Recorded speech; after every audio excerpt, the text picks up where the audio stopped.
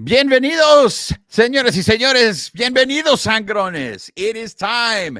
The Bleed Lows podcast. Estamos en vivo en la carne asada. Let's take care of some business here. This episode of the Bleed Lows podcast is brought to you by Bet Online. It's playoff time. The usual suspects are heading to Vegas for the championship. And our partner, Bet Online, is your number one source for football odds, stats, trends, and lines. With everything from point spreads to hundreds of bets on everything from the coin toss to the color of the Gatorade.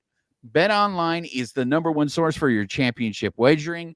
Head to Bet Online and join today to get in all the action. Bet Online, where the game starts.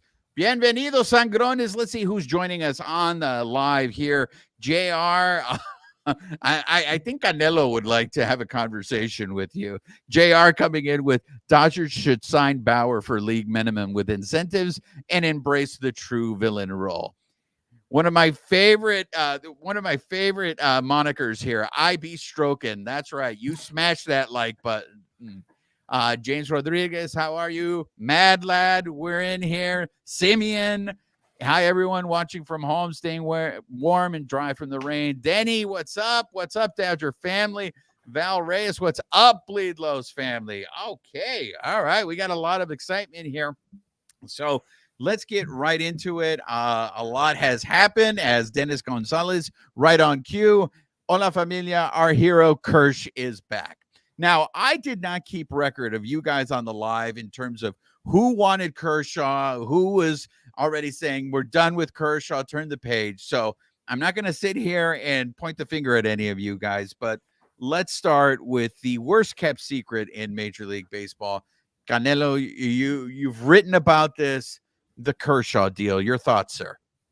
Yeah, like you said, it was kind of the worst kept secret around baseball. You know, it really, when it came down to it the past couple years, it's been rumored it's been between the Dodgers and the Rangers. I've already said it multiple times on this show the past couple of weeks. I really didn't think the Rangers are in the situation they were in like last offseason where they kind of had their moment to get Kershaw if they really wanted him. And then there's a bunch of reasons for that. They're having issues with their TV deal right now. They already have a lot of pitchers that are costing a lot of money that are on the injured list with Max Scherzer and Jacob deGrom. They are coming right off a World Series championship, but they also did have a couple other holes to fill around their roster as well, specifically their bullpen, which they haven't really addressed. And, you know, they still got Jordan Montgomery out there as well, who's still pending a free agent along with a lot of other big names out there. So they kind of have been rumored to retain him instead. I always thought it was going to come down to the Dodgers or Kershaw just retiring. And from everything we heard, Kershaw wanted to give it another go. He got the surgery. He posted on his Instagram saying he will be back midsummer. And, you know, I said, you know, it kind of did the deal that I was kind of alluding to that I thought he would sign, which was something that was relative to a 2-year contract, which essentially it is a player option for 2025. He's most likely going to pick that up because of, you know, health related reasons. He's not going to get enough starts to, I think, bring up his value that much. So I really think you should look at it as a 2-year deal. And I think it's a really good deal. We don't know the numbers in it, but I assure it's going to be pretty affordable. I assure it's going to probably have incentives that can get the deal up, which is similar to what they've done with like James Paxton and all these other pitchers. But yeah, you know, Dodger legend, we all know the pedigree to Clayton Kershaw. It would have been extremely weird to see him in another team's uniform, especially at this age of his career. So I think it's safe to say that he more than likely will finish his career in Dodgers blue, which is, I think, is the best case scenario. And this is the first time, and I think probably his entire career, besides like maybe his rookie year, where they don't need him to be the guy anymore. And I'll even shoot this guy to you guys later, where say if this rotation that's currently on paper is like they're all healthy, everyone's rolling, does Kershaw even get a start in October at this point? Like, is it a given thing for him, or does he have to earn that back? I'm going to go to you on that one, Alonso. I know we're getting ahead of ourselves, but before you answer that playoff rotation question, Alonso, there were, you know, Kershaw's jersey, high school jersey got retired, and Chris Young was there. So, of course, that set everyone aflutter with, he's getting over to the Rangers. I think the timing on this is fantastic. He signed right after, so he didn't have to go to Dodgers Fest. So he didn't have to go mess with the Chusma. He didn't have to go mingle with these guys and see faces. But your thoughts on Kershaw making the announcement? And I think Cody has an excellent point here.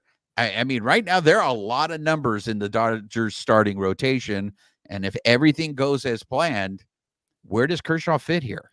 I mean, like Cody said, it was the worst kept secret in baseball. And truthfully, it was either going to be Texas or LA, right? And Texas for Texas and for the Dodgers, honestly, but obviously different reasons. But in Texas, he was a luxury. They didn't need him. They don't need him. They have other, like Cody alluded to, there's other holes they need to fill. Bullpen is the big one that they still need to fill. Jordan Montgomery's still out there, which, by the way, I'm still surprised he hasn't signed anywhere. That's a very, very quiet sleeper pick by anyone. But I'm not overly surprised that he stayed with the Dodgers at the same time, just because he's comfortable with the system. He's a creature of habit. He knows what to expect. I for one did allude to that they were previously gonna go with the 6-man rotation at some point. I still believe that's going to happen because it's gonna take the load off of kind of everyone. It'll be load management kind of. It won't be in the same way as the NBA where guys just don't go. But come playoff time, it will be interesting to see what they do because you're going to go with the hot hand, right? You're going to figure out who's in a groove, who's struggling, who's not. And then from there, I mean, if Kershaw's open to it, and we've seen him do it before, that's not a bad super reliever option to have kind of coming out of the pen if you need to, if you don't want him to throw, 5 innings, but if you have the luxury of, hey, Yamamoto's going to go 5 innings today, let's keep Kershaw here for this 3-game series. Like, it's going to be a lot of chess like that, right?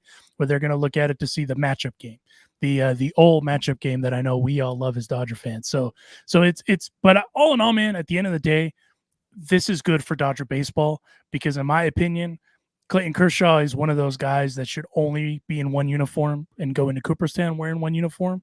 It won't be like the random like Jim Thome picture you see of him in a Dodger uniform. Like, that still doesn't sit right with me because it's Jim Thome. So all in all, I think it's a win overall. Hey, Babyface, you're expecting Kershaw's salary to be all deferred, right? The way the Ghost of Al Davis just said. Ghost of Al Davis with the Kershaw's deal is also going to be deferred. How happy are you to see the GOAT back and signed, Babyface? Yeah, I mean, like you guys were alluding to, like we knew this was going to get done eventually, right? And then a lot of people are saying it's going to get done right before spring training reports. And guess what, guys? Pitchers report tomorrow. Pitchers and catchers report tomorrow. So it's there, right? He's gonna be taking the physical tomorrow, I believe, right? In Arizona. So we should hear something either tomorrow or Friday, making it official. And probably, right, they're gonna put him on the 60-day IL once they announce that deal. Put him on the 60-day IL. Kind of just what everybody had been saying. But yeah, I mean, it's great to see Kershaw come back. Same thing that you guys are saying. One uniform for this guy, right? That's it. One uniform. It'd be really odd to see him in a Texas Ranger uniform. We alluded to this with Justin Turner, right? The other day, he was a Dodger pretty much for life, right? I mean, I know he played with the Mets and the Orioles, but you get used to seeing that player in a specific uniform. That's Kershaw, right? It'd be really odd to see him anywhere else. So glad Dodgers got this done and it's ready. I mean, it's time. It's go time now. Now, there was something else that happened here. So Kershaw signs, but before that, fan favorite Caleb Ferguson got traded. And I think he got traded because he was a left-hander, and the Dodgers just, if I'm Alex Vesia, I'd be very nervous right now because obviously, the splits, the reverse splits are really big on the Dodgers. But Caleb Ferguson got traded for, I guess what you could say are maybe minor league prospects, even though Matt Gage has service time in the major leagues.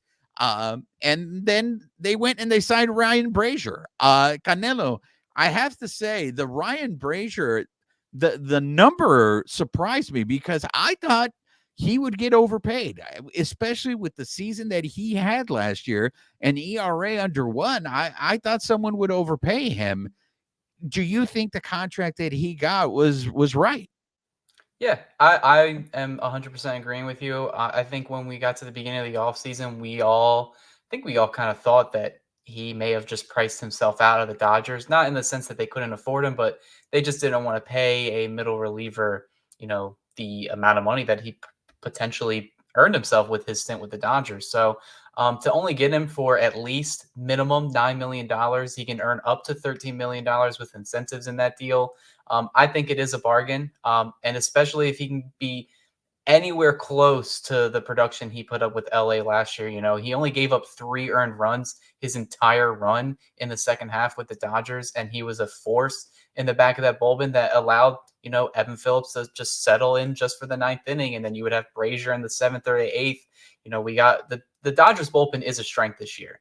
It is surprising because they were rumored to be interested in Josh Hader, Emmanuel Clase. Those 2 things didn't work out because, at the end of the day, those were luxuries. And Brasier himself is a luxury to have. But I kind of think it was at the same time, I think he probably just wanted to come back to where, he felt comfortable, where they revitalized kind of his career. Because if you looked at his stats with the Red Sox last season, they were awful. He had an ERA almost near 9. So they changed some things up with his pitch selection. One of the biggest pitches that they made him throw more was his cutter, and it was a dominant pitch last year. So if he just feels comfortable being with the Dodgers and their coaching staff, I guess maybe he just waited out until they felt like they were prepared to offer him a contract. So I think it's a win-win for both sides. Brasier gets the multi-year deal, which is what a lot of bullpen arms do want. They want those multi-year deals. That way, they can have a job.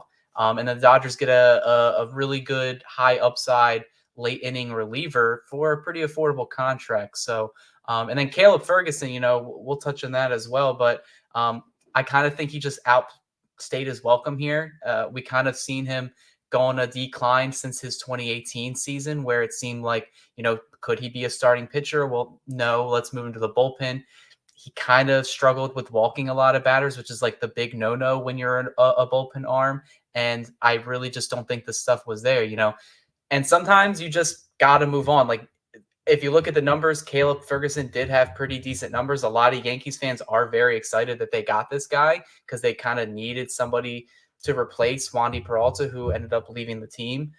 They thought they could have got that with maybe Victor Gonzalez, but Caleb Ferguson, in my opinion, is a little bit better, got a little bit more tenure in the big leagues. But yeah, sometimes, just maybe you need a change of scenery. Maybe the Dodgers looking to switch things up. I do like who they got with Matt Gage. He is a journeyman, kind of. He's a little bit older to be considered a prospect.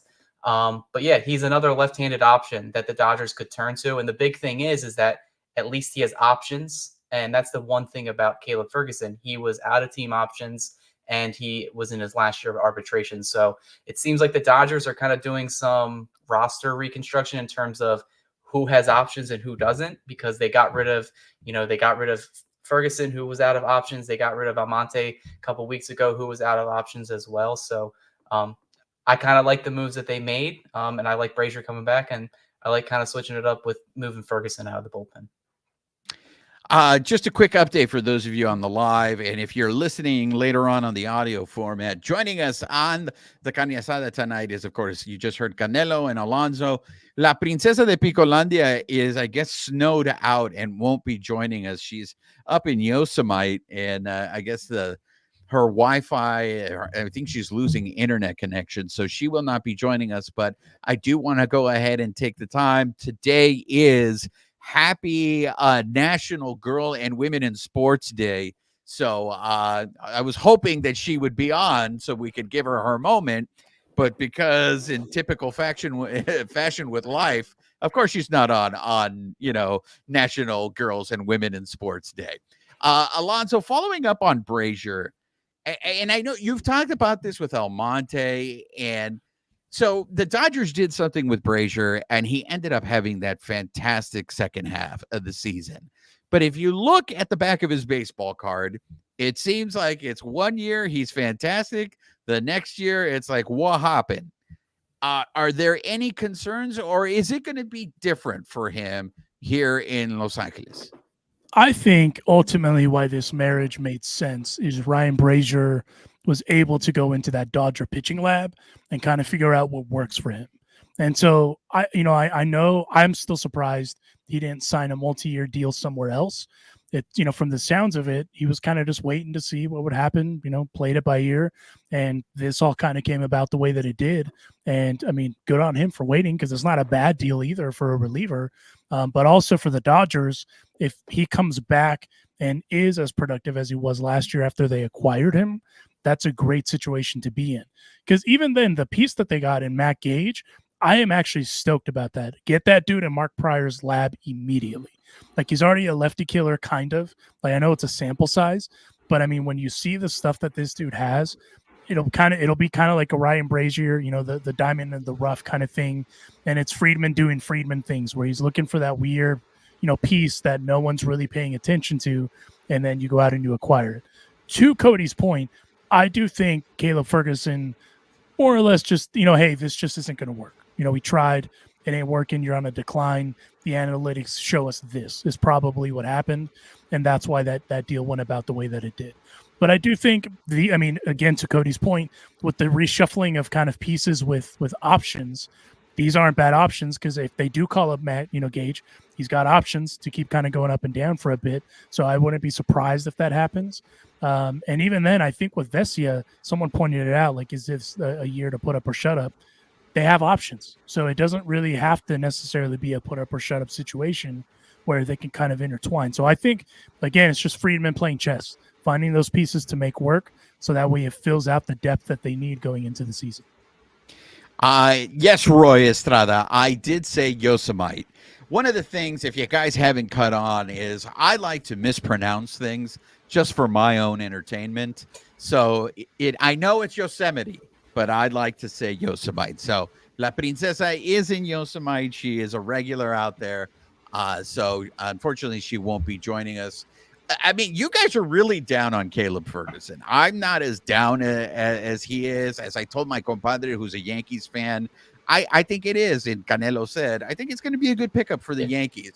But Denny said it also on the live. It's like, when he was good, he was good. It's just when he was bad, he was really bad. And I think that's what people remember.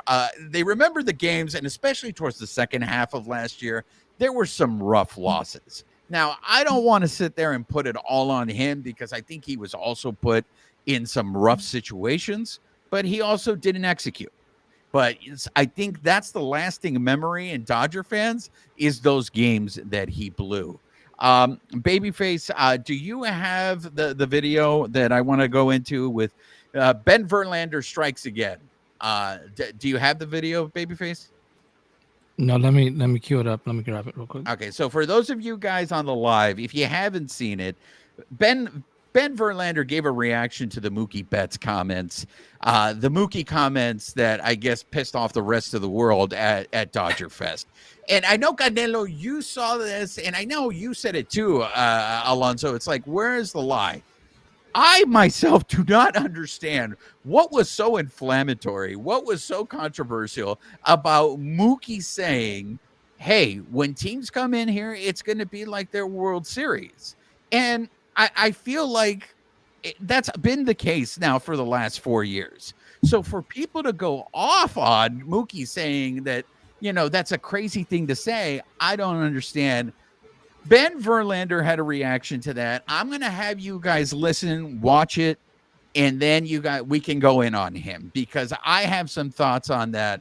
Babyface, let me know when you have it. But Canelo, I'm going to go to you right now on those initial comments. I know you saw the slander on the timeline for Mookie for those comments, and you were just like, what the hell's going on here?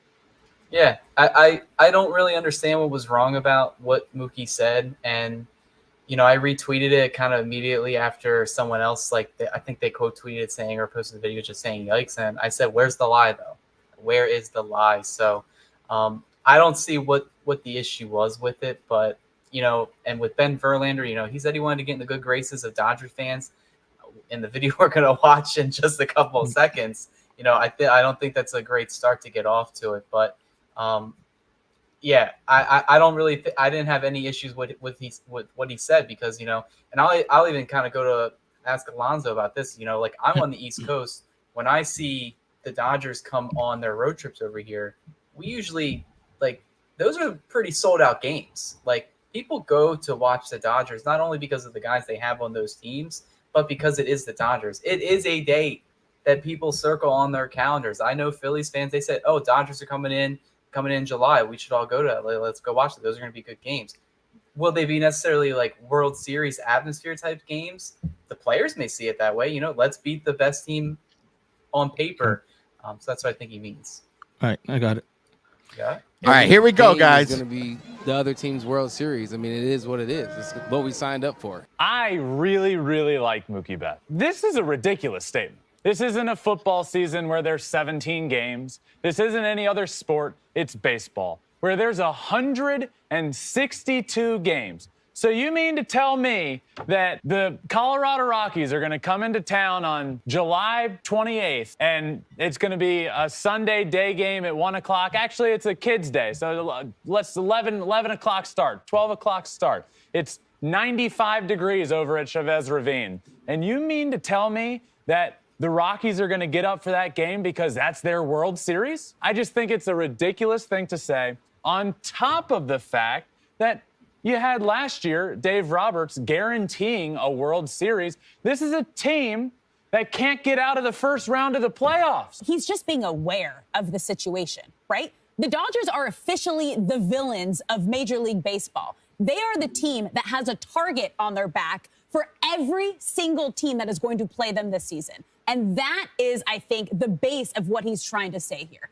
People are going to come in. Teams are going to come in. We're going to get their best every single time because they just had the craziest offseason we've seen in a really long time. He's saying that they are going to get the very best effort from every team that's going to come in and face the Dodgers this season. Yes, it's not going to feel like the World Series every time, but he's just being aware of the situation. And I love that it pissed you off. I am hopeful that the Dodgers are going to get out of the first round this season. I am just like, come on, please, we can do it. One, yes, we can. It doesn't piss me off. But two, maybe they need 162 World Series games because they haven't played in one in a long time. They can't get out of the first round, Alex. That was me. All right, guys. I know, and I can hear it. I mean, Denny was saying, let's not give Verlander any more time. Chris Frosaker, you beat me to it with the Chavez Ravine. Look, I'm not going to hold that against Ben Verlander that he can't say Chavez Ravine, right? The reason why I want to play this is for a couple reasons, because I feel this is what we need to get used to because we're going to see a lot of this. This is just straight up hater shit. And the issue that I have with it is, and Canelo mentioned it, it's just disingenuous because the guy came out here and I know he thinks he's a Shohei, and he came out there the minute the Dodgers signed Shohei. It was like Dodger fans, make a piece. Look, Ben, you can come on the show and we can talk it out. But at this time, I have to call bullshit. All right. You can't sit here, man. We're from Los Angeles here, man. I mean, we got a lot of us over here on the east side. So we don't put up with that. If you don't fucking bullshit us, just don't bullshit us, just sit here and tell us that you hate the Dodgers. And we'll be cool with that as long as we know what side you're on. But don't try to soft soap us. All right. Don't try to be like, I'm your friend, because you're going to get the East LA salute out here, which is fuck you, man. That's what you're going to get because we've all seen Scarface here. So it's disingenuous. I think the part that when he brings in that are the Rockies going to treat this as a World Series game? I mean, come on, bro. What you're saying is that these guys aren't trying to win. I think that was disrespectful. Going after Dave Roberts and saying Dave Roberts guaranteed a World Series. What do you guys expect from Dave Roberts? For him to go out there and say, we have no shot. We have no shot of winning the World Series. We're just going to go out there and go through the motions. So that is my issue with Ben Verlander, because this is stuff where I feel he's just doing it to create content. And the problem, and this is why it kills me that Dodger fans get such bad raps about this, right? And it's just like Dodger fans know baseball. So when you come out here and you're just saying you're talking out of your ass, it's like Doom Sal just said right now. It's the East LA salute, man. It's the East LA salute. Alonso, I want to go to you because you're about that life more than I am. I just fake the funk, but you are about that life. How close were you to going through the screen to go after Verlander? I mean, it's one of those where it's like, dude, just shut the fuck up. Like, you don't even like you're already disingenuous with how like you were apologizing to Dodger fan, and now you're doing this, and it's like, and the thing that really irked me about this is Mookie was asked the question of the Dodgers embracing the villain role. I know that's the footnote version of the question, and to Alex Curry's point, he's aware. He's just aware that that's just what it's going to be. And I mean, whether we all like it or not, the eyes of the baseball universe are on the Dodgers because of the offseason they had, and also the guys they've gone out and acquired. I mean, that's just what it is. And I like the fact that Mookie is saying it is what it is because they understand what the task at hand is. And like Ben, my guy, like you're invited anytime you want on the show. All I ask is that you don't bring that pussyfoot shit in here. Like you can't be disingenuous and then expect everyone to take you serious. Like fuck out of here with that. I love that the Sangrones have just coined a new term now. So instead of us being vulgar and cussing, I think whenever we disagree with someone or we want to mandar somebody a la verga, I think all what we're going to do now is just say, hey, East LA salute. East LA, saludos de East LA. Canelo, the only reason I didn't go full like throw my way and all that shit is because he wouldn't know what I'm saying. I mean, that's just the truth. Canelo, I thought the World Series comment was also kind of cheap, where it's just like, really, bro, you're gonna go there? Yeah, you're gonna go there with they won the World Series, dude, in 2020. You can say whatever you want to say about it. Everybody had the same chance. Joe Kelly even just talked about it at Dodger Fest, saying it was harder than the 2018 World Series that he won as a Red Sox. What infuriated you about that? And am I wrong, Canelo, that we're going to hear a lot of this throughout the year?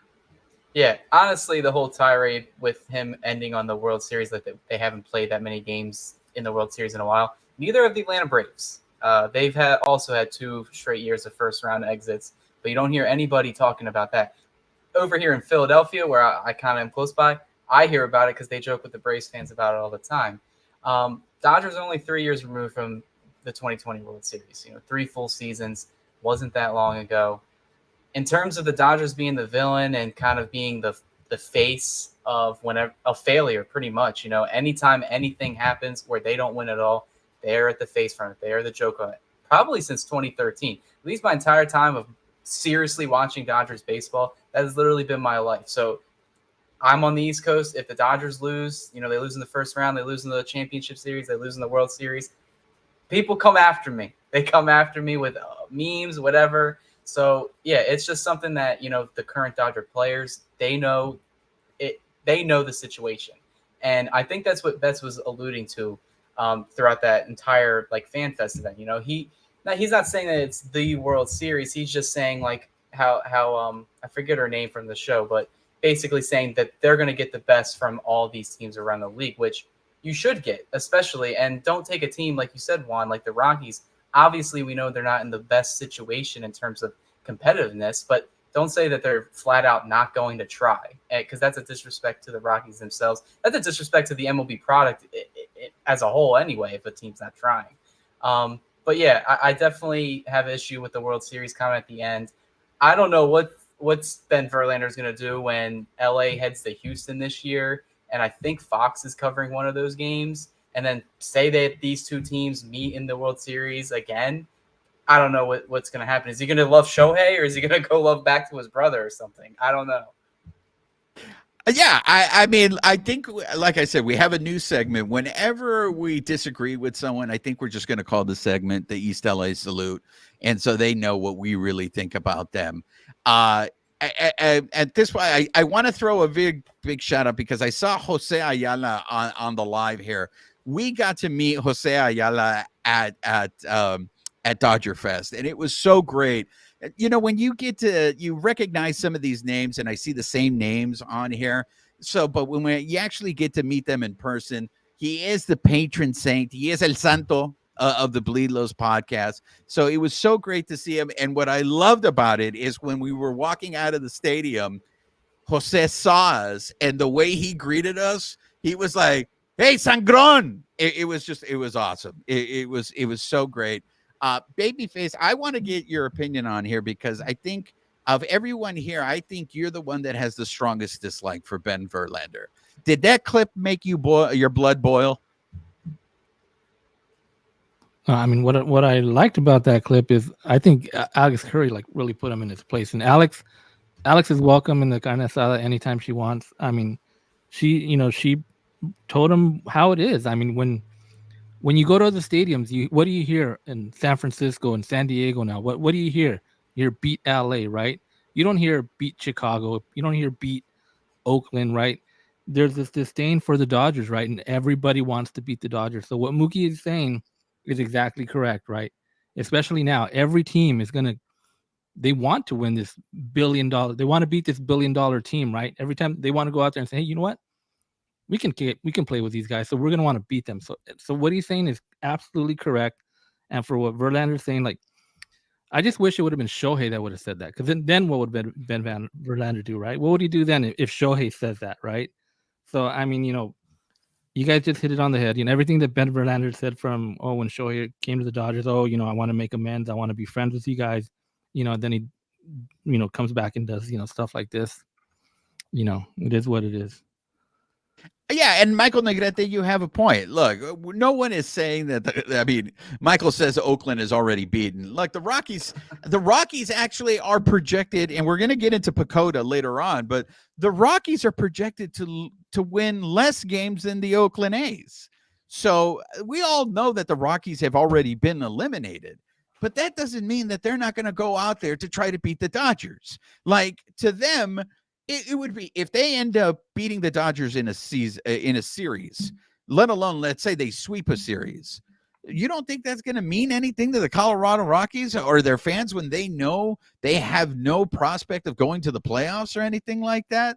So look, I get it. His job is to create content. It is, but you just can't have it both ways. In my opinion, you're either Skip Bayless or you're a homer. But you can't go back and forth, between those roles.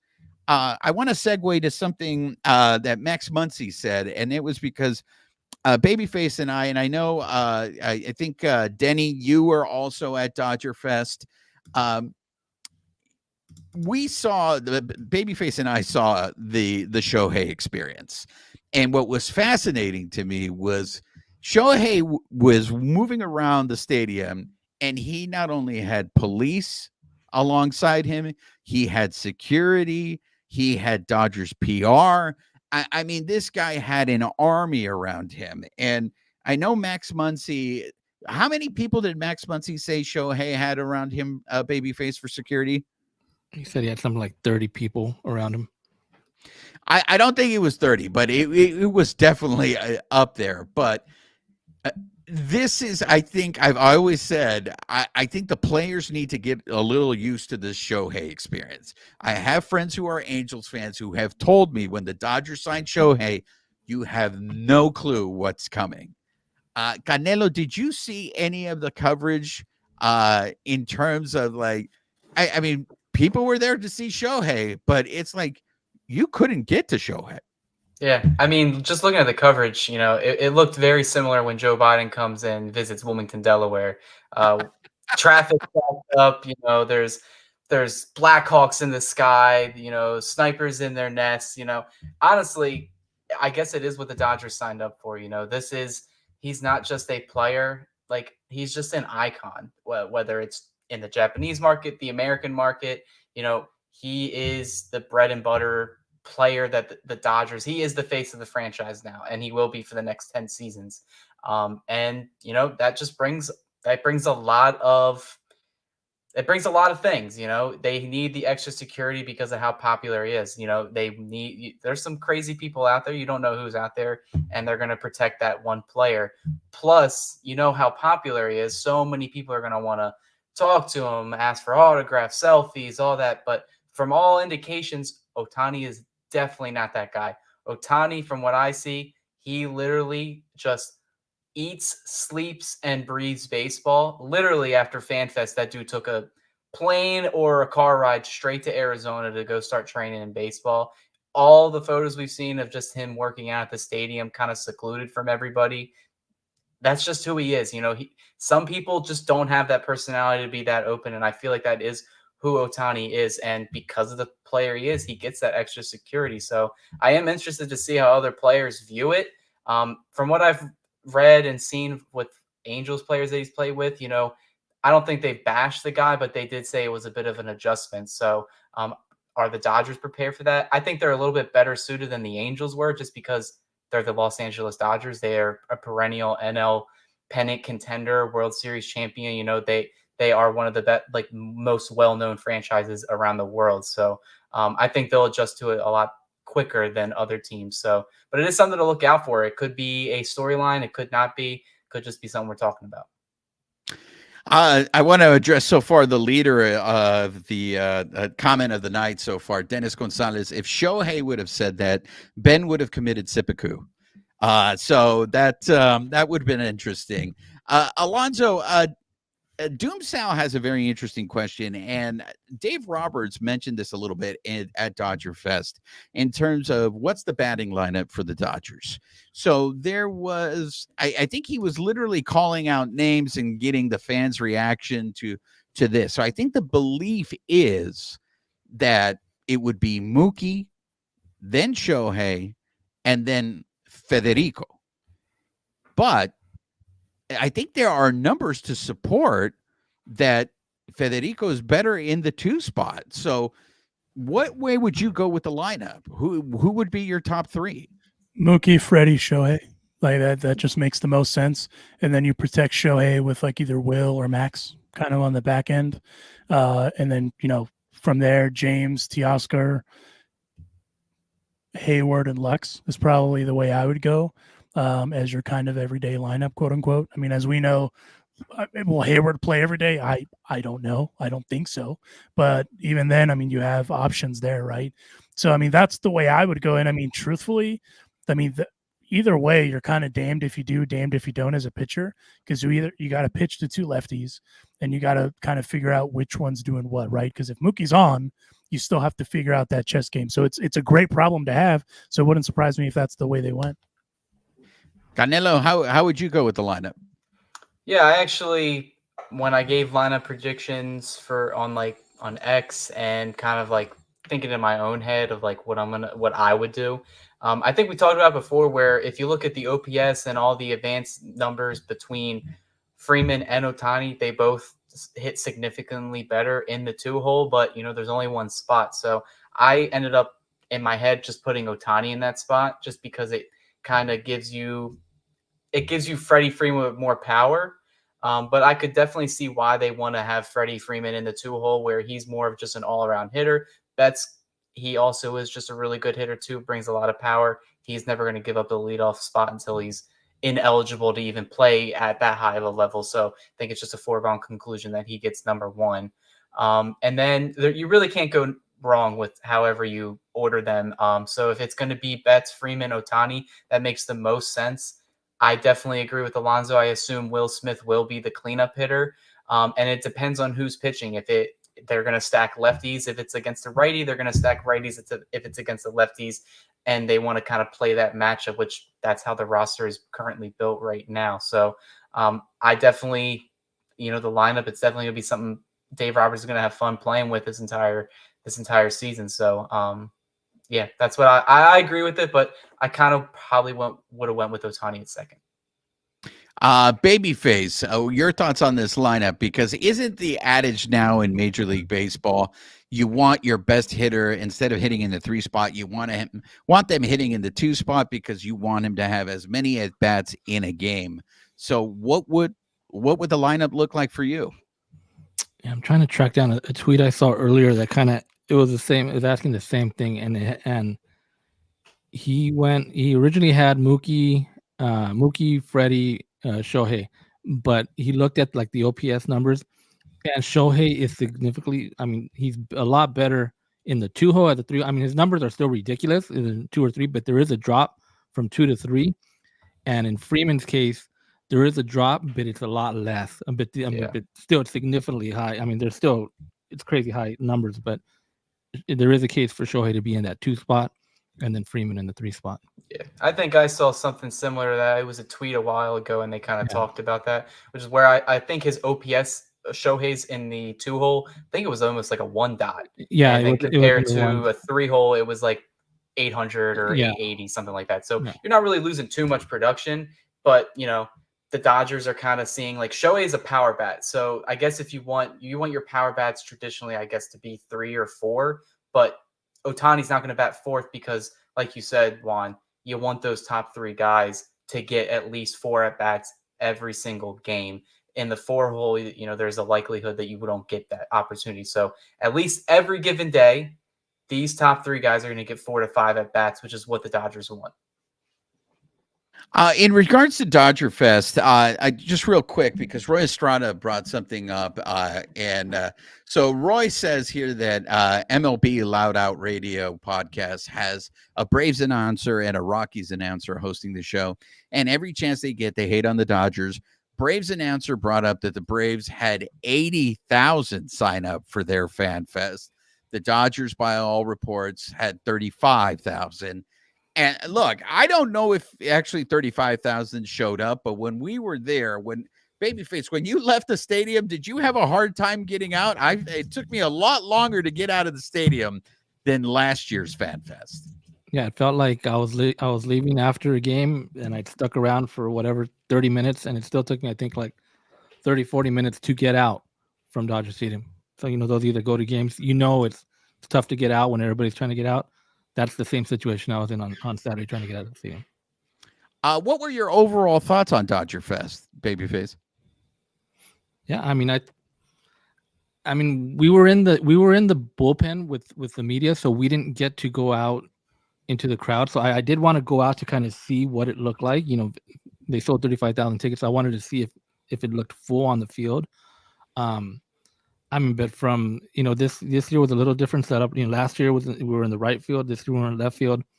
And as far as back there, the media just came in. All the players came in and out.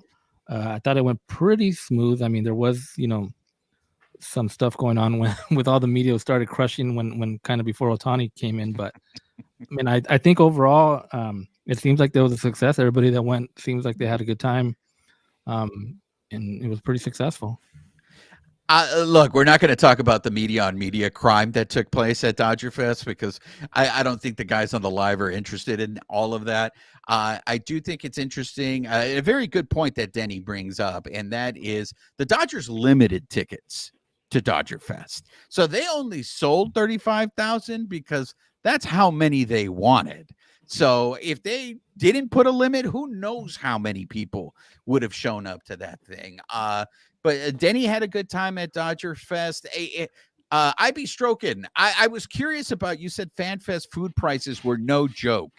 We were stuck in the bullpen the whole day, so we didn't get to perambulate and check things out. But I am curious, were the prices regular game day prices, or did they raise the prices on all the concessions? Because I know I saw a bunch of people with bobbleheads. They had signed, and I know part of it was because they were fan experiences. But I am curious about what the concessions were like that. Dennis, the media on media crime, I'm going to save that for when I write my book. But so not only was there Dodger Fest, but then Babyface and I went to the Mookie Betts bowling event. I went to the Chris Taylor Polar Plunge. And one thing I will say about those experiences, Tyler Glasnow is huge. And not only did I was surprised by the fact that he had a 36 pack, but I was not aware that he is literally a beanstalk. He is like the giant from Jack and the Beanstalk, and the hair is very intimidating. It is extremely intimidating because that guy is a walking Head and Shoulders commercial. But the thing that I picked up from those two events primarily, and this was talked about a lot last year, was how much these players liked each other, how much they liked spending time with each other. I felt like, and correct me if I'm wrong, Babyface, Glasnow seemed very comfortable around those guys. all these guys, as we were talking to them, were so genuine. And like Blake Trinan, I was amazed at how long Blake Trinan talked to us. Like, I always had this impression that Blake Trinan was a red ass and he just didn't want to deal with the media. But I feel like I talked to him the most when I saw him at the Polar Plunge. He was talking because they could interact with fans. He was taking pictures with fans, and it was great because this is probably going to be the only time of year that the fans are going to be able to be this close to the players. So I do want to give the Dodgers kudos for that, for making the players accessible. But were you surprised by the candor, babyface? Like Gavin Lux, I feel like Gavin Lux was telling us stuff that it's like, bro, should you really be telling us this? But it's like, I feel like Gavin Lux just didn't give two shits. Yeah, and I feel those events are like completely different, right? Because FanFest they're out there, they have to talk to the media, they're getting asked about like, hey, the season, what's going on, what happened. Still even answering the question, what happened in last year, right? What's happening going forward, right? That's kind of that vibe, right, at the stadium, right? So then now the bowling event, it was a lot more casual, right? We were asking them questions, right? Just conversation questions, right? We're asking them if they were a villain, who would they be? Kind of just to kind of open them up and kind of just be loose with them. And they were all, like you said, they were all really cool. Just they talk to you, and I think they're very loose at these events. And one thing that I love seeing is Dave Roberts was at all these events, right?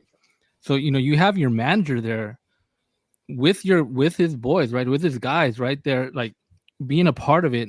I mean, I think it was Ned Colletti that tweeted out that was especially the Taylor event, such a team building event. Like to have all those guys come out on a Sunday morning and jump into 55-degree water, right? So it's such a team chemistry building event. So I thought it was really great.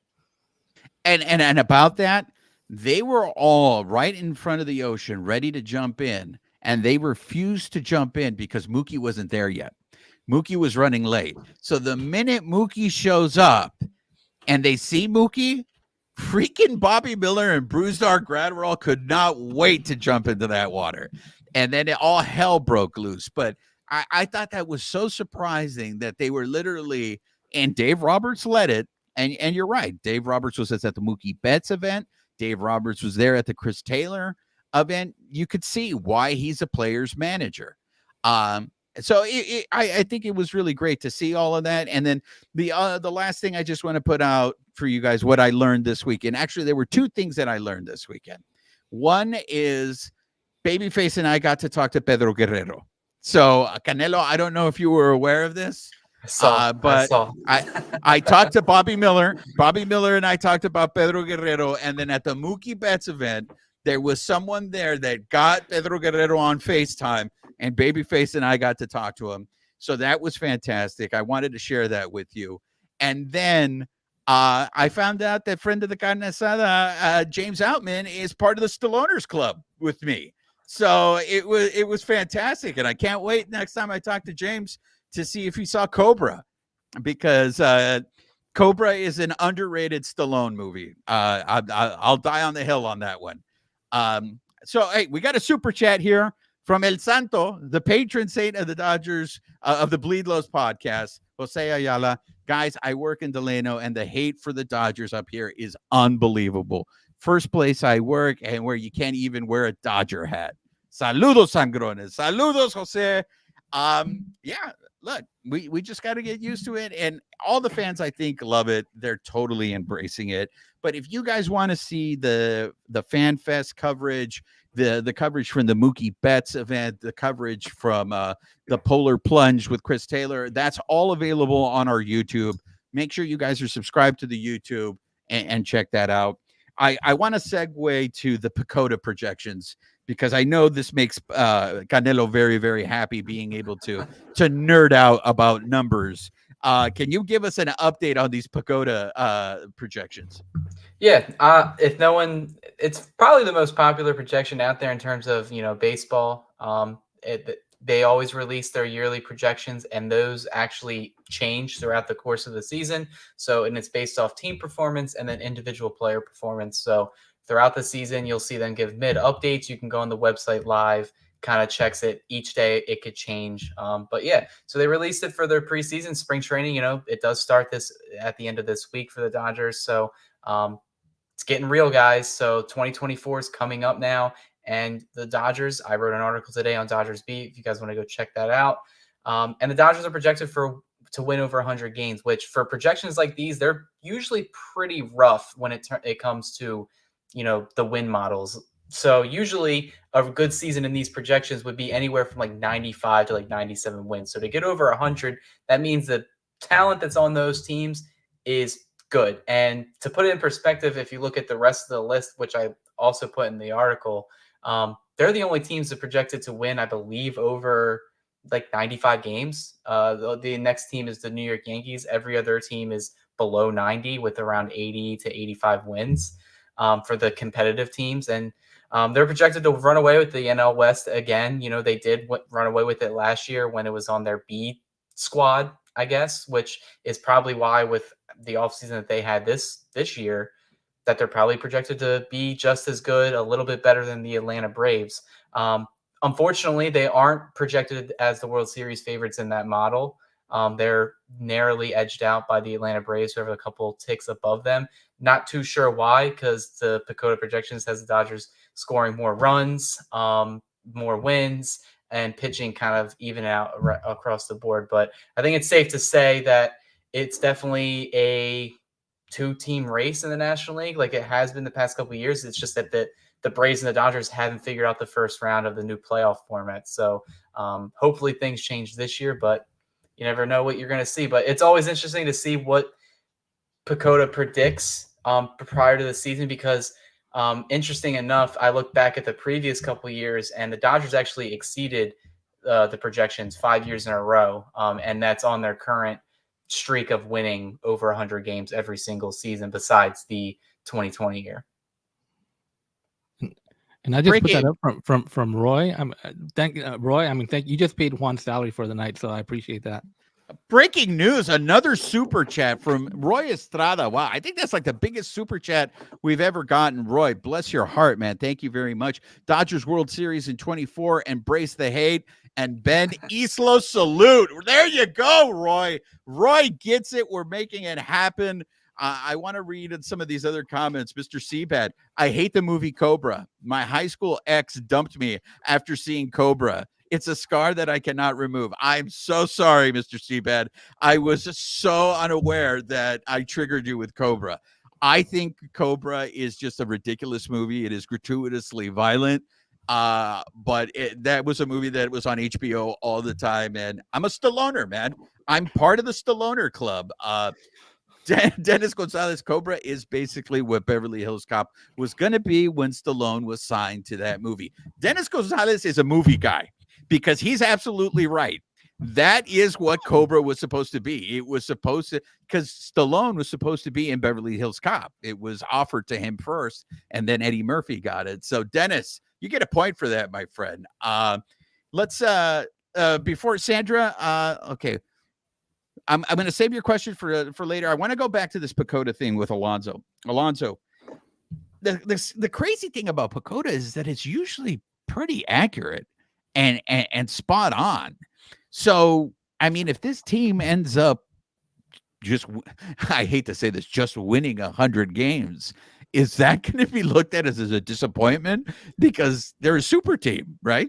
I mean, I was told there was no math involved. So here we are talking numbers. Cody's overly scintillated over there, and I don't know how I feel about it. But I will say last year, I think, correct me if I'm wrong, Cody, PECOTA had the Dodgers winning like 96 or 97 games. Yeah, they actually gave a lot more wins than a lot of people thought. Because when I was on here last year for right around spring training, you know, everywhere was picking the Padres to win the division and the Dodgers to barely even win like 85, 88 games. And PECOTA actually had them projected 96.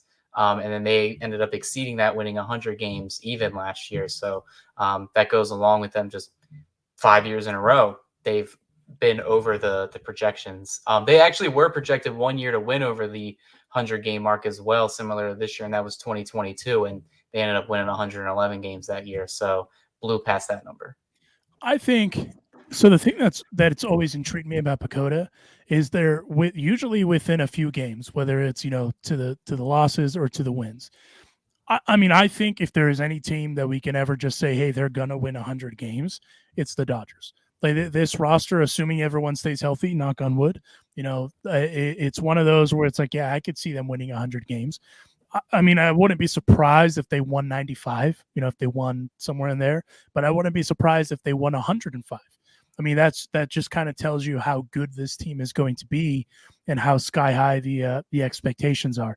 I do have to give my annual shout out to and condolences to the Colorado Rockies for not making the playoffs in 2024. Brian Kilpatrick, Brian Spielborgs, eat my shorts. I'm sorry that you will not be in the postseason. But, I mean, it would be really hard for – I mean, I don't know the formula, if I'll be honest with you. I mean, if anyone knows me, I hate sabermetrics. So I don't know the formula that goes into it.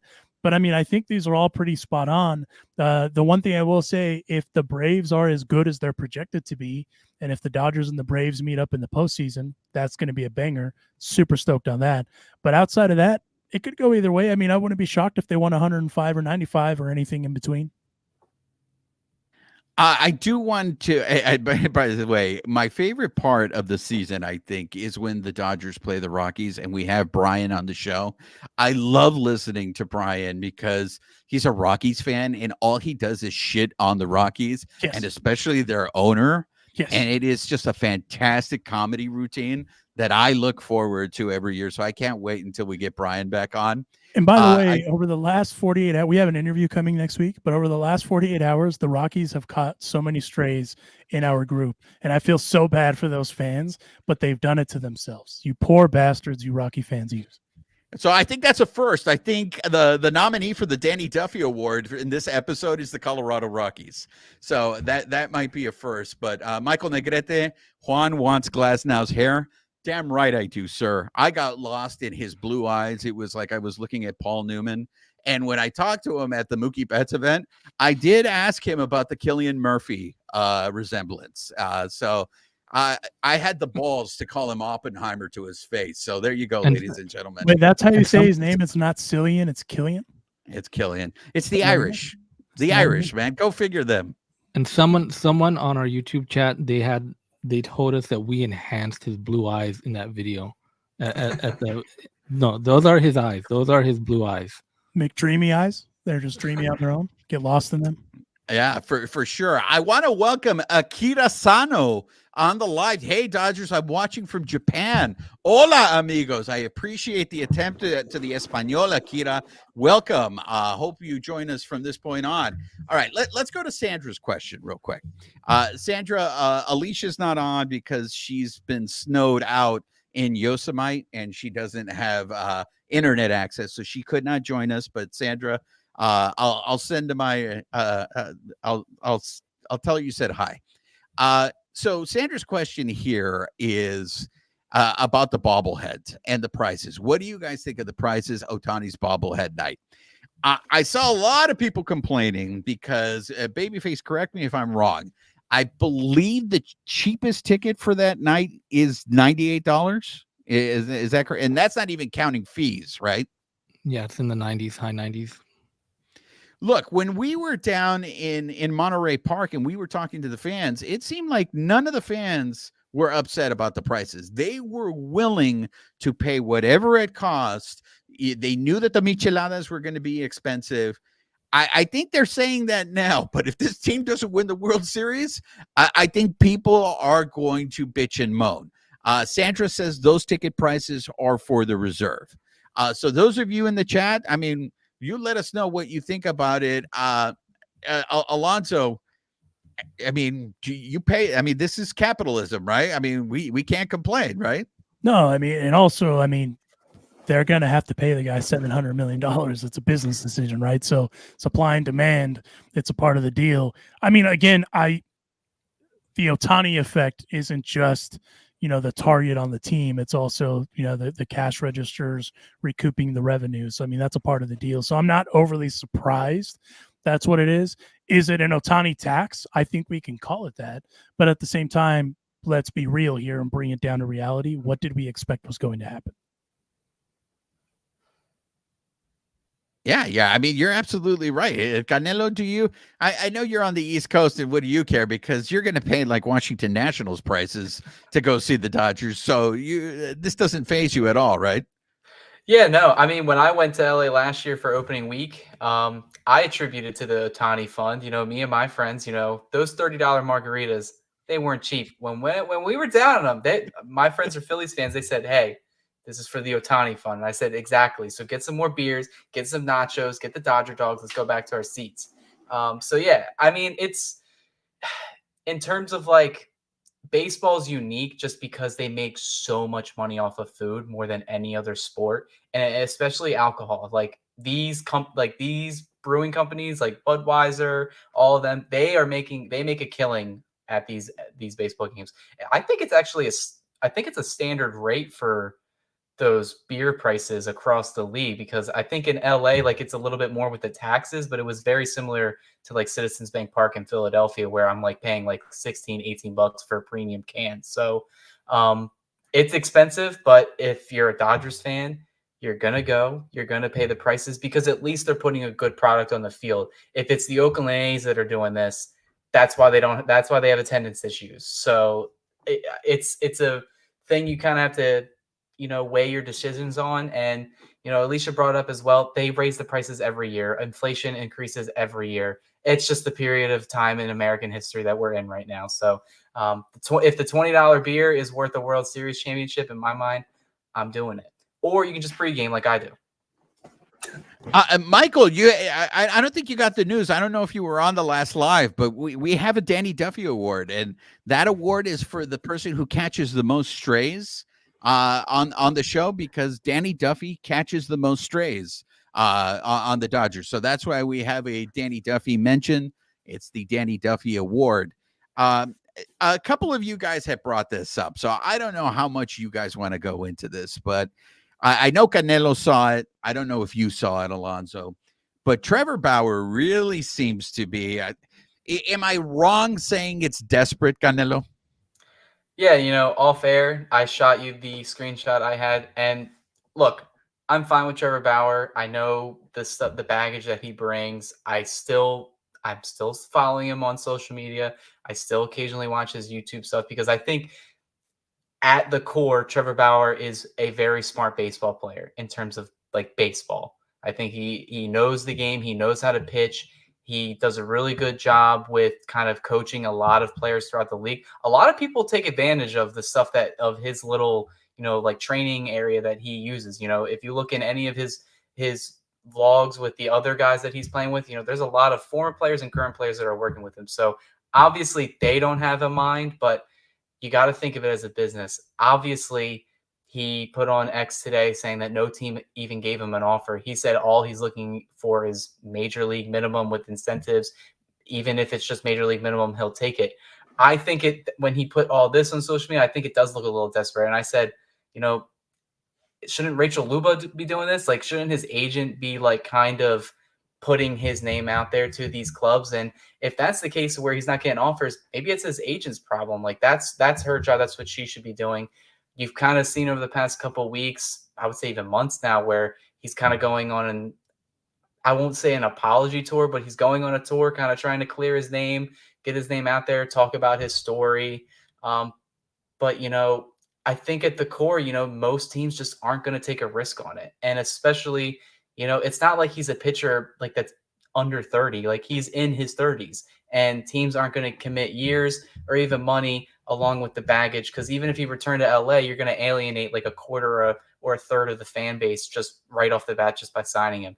And obviously a team like the Dodgers, they see the potential earnings from this season, even though they spent like $1 billion on a handful of players. They're just not going to take that risk. And do I think he should get a second shot? I do, just because I think from everything that we've seen, it looks like he could have just been mischaracterized a little bit. But you look at him before, the things that he's done on the field, off the field, I don't think it's a risk most teams will take anymore. So, he can keep trying to get a shot at the MLB. I just don't think it's going to happen this year. Damn it, ring the bell. Chris Frosaker, he knows what happens. If you make a wrestling comment, it will be read on this show. Chris Frosaker, Shohei Ohtani, the styling, profiling, limousine riding, jet flying, kiss stealing, wheeling and dealing son of a gun. That's right. We pay our respect to the great Ric Flair. Alonzo, I go to you. Did you see the tweet by any chance of Bauer? I did. Real quick, Cody, do you know who Ric Flair is? I just want to make sure that we're not. I do know who Ric Flair is. Okay, I do know who Ric Flair is. I just want to make sure we're all on the same page. No, I did see it. And real quick, by the way, my favorite comment of the night so far is from Mr. Seabad. Reminder, I don't have my glasses on, so if I butcher this, I apologize. Bauer would be a cancer to the Dodgers clubhouse. Let him go to San Diego. Like that. Mr. Seabad, the compassion of you, my friend. I mean, listen, I agree with Cody. I think as from the perspective of an agent, if Rachel Luba hasn't done her job, and again, I don't know the behind the scenes, right? I assume the reason he's tweeting this or Xing it or whatever you want to call it is because he literally has exhausted all the, kind of the lines of communication, and he's trying to get something out there for someone to bite. And I mean, I'm all for second chances and all that stuff, but it's one of those too where if this is a business, right? And sometimes you have to make a business decision, whether it's risk adverse or whatever, however you want to categorize it, right? When it comes to the funds, a lot of what teams aren't going to be willing to take a waiver on him because, yeah, he might be doing this apology tour, but he's also kind of a wild card. If he goes sideways, he might go on YouTube and bash whoever the hell on the team, right? I'm not saying that's what he's going to do, but the reputation precedes itself. And so you kind of have to take that for what it is at face value. Do I hope he gets another opportunity? Sure. I mean, at the end of the day, I think everyone should get a second chance if they're able to clear their name and all that jazz. But, with that said, it doesn't necessarily seem like a lot of clubhouses would be willing to want to incorporate that element into their clubhouse, especially a clubhouse like the Dodgers, because we kind of know what happened when they moved on from him, right? And so it wouldn't make a lot of sense there, even if it is cheap. And again, he's 33, so he's not a guy that's like 29, 28 years old where it's like, okay, we were all idiots once when we were 29, 28. We're all still idiots now. But no, at least for me, the risk is the risk-free, sure, to a certain degree. It doesn't make a lot of sense for a brand to take that risk on if they don't want to. I hope he finds a job somewhere. I just don't think it's going to be Major League Baseball this year. I want to address Mad Lad's comment when he says Sasaki wearing the Padres gear. I think you should listen or watch our next episode, Mad Lad. We have some Sasaki news in that episode that may be very encouraging to Dodger fans. That's a preview of our next episode. Our guest is the one who is giving us that information. So make sure you guys are subscribed to the YouTube channel, subscribe to the podcast, and watch that episode. I do want to get some of your guys' thoughts. I want to start with you on this one, Babyface, because you brought it up.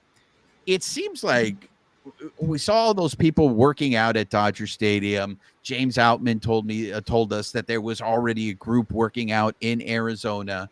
Canelo mentioned it, like the day after Dodgers Fest. Shohei Ohtani was already in Arizona. We saw a video earlier in the week. Yamamoto's already there. All these guys seem to be showing up earlier than they need to for spring training. And Babyface brought up an interesting point. Is this just the excitement? They can't wait for the season to start. And if you haven't shown up in Arizona yet, does that make you look bad? Because all the players told us this weekend that all the events that they were doing, the community tour that the Dodgers did, Dodgers Fest, Mookie's event, Chris Taylor's event, that was kind of just the beginning of their spring training, them getting together, and that they were all going to Arizona. So it seemed like they were going to Arizona as a group. So Babyface, do you think it looks bad if you're one of those Dodger players and you're not already in Arizona? Yeah, I mean, because we have pitchers and catchers report tomorrow, right? And then position players, it's mainly for the position players that report like 4 or 5 days later, right? But we're already seeing like Hayward's there, Outman's there, Muncy's there. I saw Chris Taylor was on his way today. So I mean, yeah, it seems like everybody's going to be initially probably there, but then I also get it too. Like, this is their vacation, right? Like when you're in a job and you take your vacation, right? It's your off time, right? And then you take it. Okay, I'm off until this time. Like, are there guys that are going to be like, you know what? I'm off until next week. That's when I'll show up. That's when I'm supposed to be there. Like, are any of those guys going to get slack if they don't show up like this weekend? Alonso, you've been in clubhouses. I mean, you know this. I mean, is it wrong to have the Shaq mentality? I got hurt on company time. I'm going to heal on company time. Well, I think to your original question, if it's going to look bad if they show up late or not, everyone kind of knows when you're going to show up, you know, and the thing that matters the most is when you're there, you're working. That's the most important thing. You're not being, you know, the guy that's distracting. You're not being the, you know, the problem. Like, everyone there is working. I think this year, for the Dodgers at least, this clubhouse is already very professional. You know, we don't really have to worry about this clubhouse as a whole.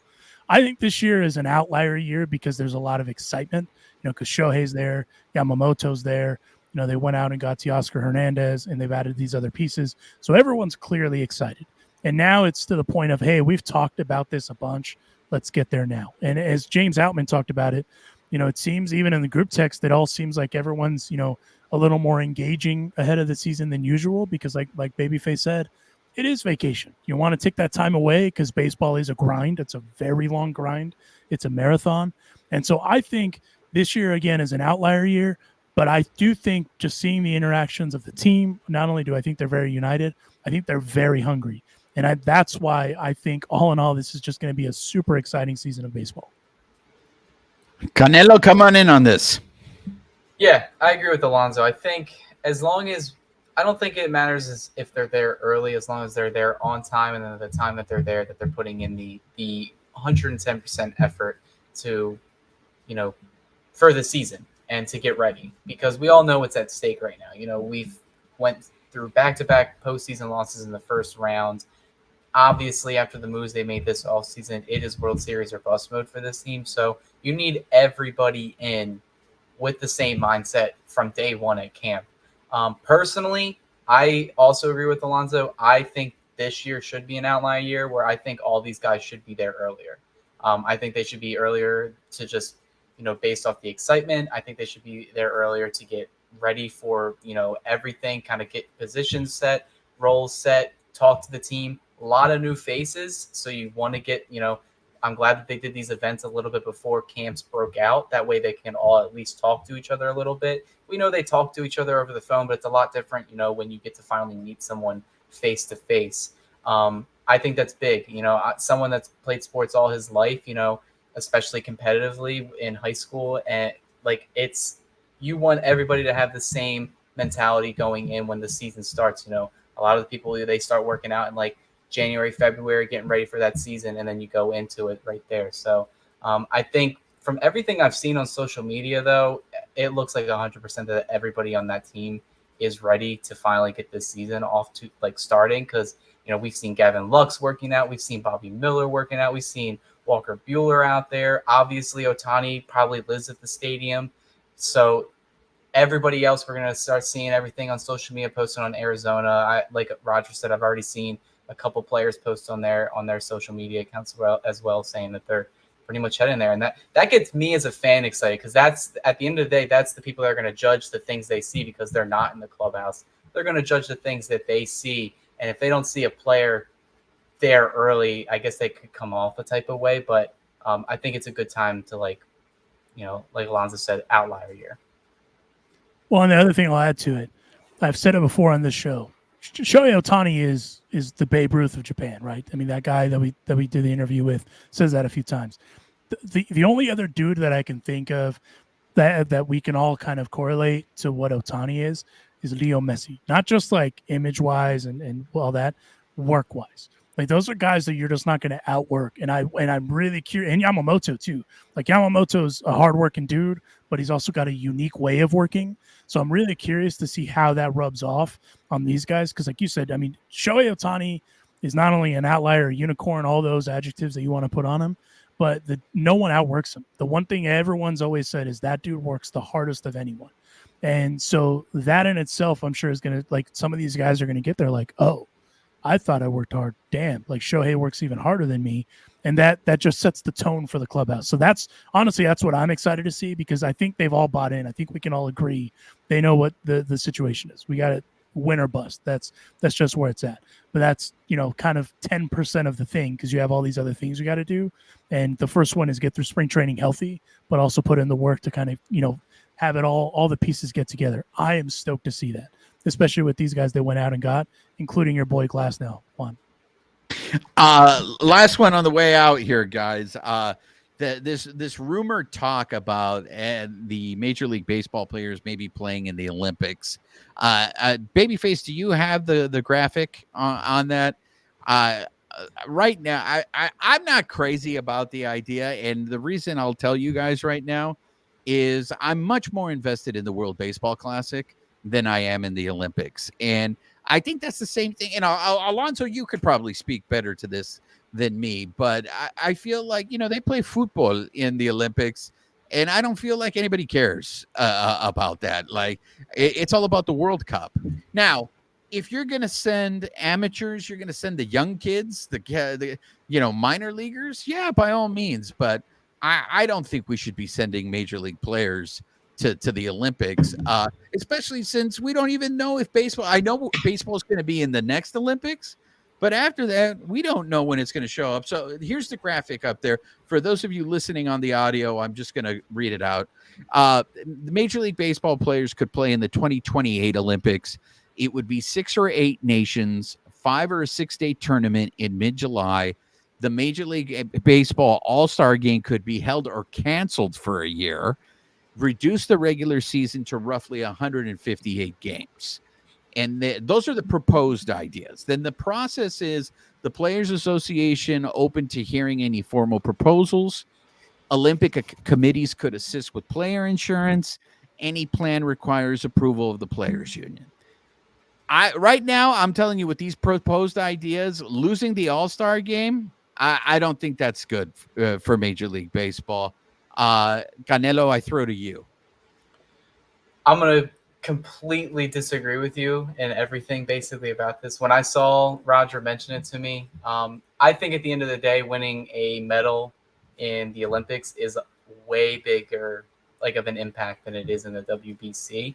And I think more people know the Olympics more than the World Baseball Classic, which we saw how popular the World Baseball Classic was this year. Get baseball. I'm 100% sure that baseball will be in the 2028 Summer Olympics, just because they kind of tend to go off of the sports in that region.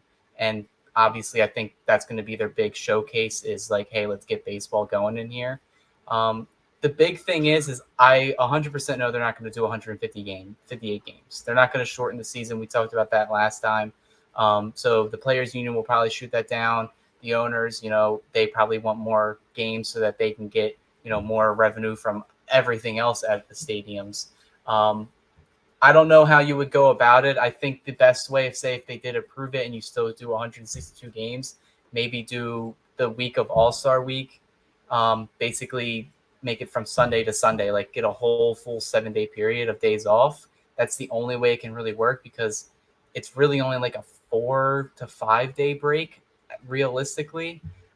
In terms of if the Olympics are played that year and then they have to negate the All-Star Game, I don't really care, because I don't really watch the All-Star Game too much. I'll watch the Home Run Derby. The All-Star Game is it's the last All-Star Game that kind of means something, I guess. But if it's going to be replaced, say, every 4 or 8 years with baseball in the Olympics, I would say that's better. But the MLB, they may want their All-Star Game. That's a big money-making opportunity for them to sell those tickets and everything. And then if it's in the middle of the season, are teams and players going to commit to playing? I think a lot of people committed to the WBC this past year just because, one, it was during or prior to spring training. You're still getting warmed up and everything, where maybe say if you Altuve, he injured his hand and was, he missed a significant amount of time for the first half of the year, was able to come back in the second half. But say if something like that happens to Mookie Betts in July, well, he may be out for the rest of the season if that happens. So I don't think teams will let those players go. So I don't think it'll ever work if you do it in the middle of the season. Alonso, can you tell me, is Canelo just an ugly American, or is he a xenophobe with his strong dislike for the World Baseball Classic and saying nobody cares, nobody even knows what it is? A little bit of column A, a little bit of column B, if we're being completely honest.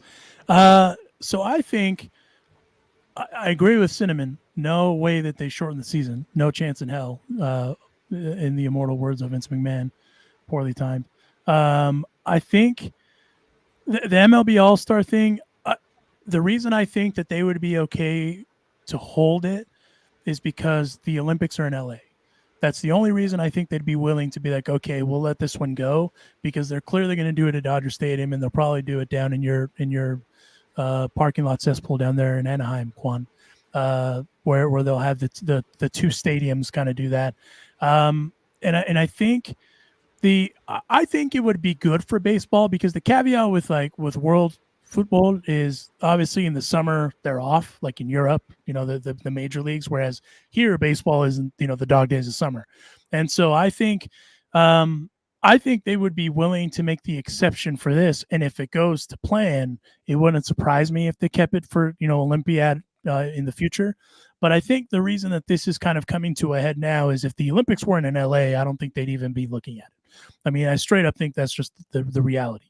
I do think it's a good idea to incorporate 40-man roster guys, but I think what they should seriously look at is if that's the route they're going to go and there's going to be a bunch of opposition, just do the minor league baseball all-stars. Like those guys that kind of are in that category, send them along, because I mean those are still also very good baseball players. They're not the 1% of the 1%, no disrespect to them, but you're still sending kind of your best pieces that you have available.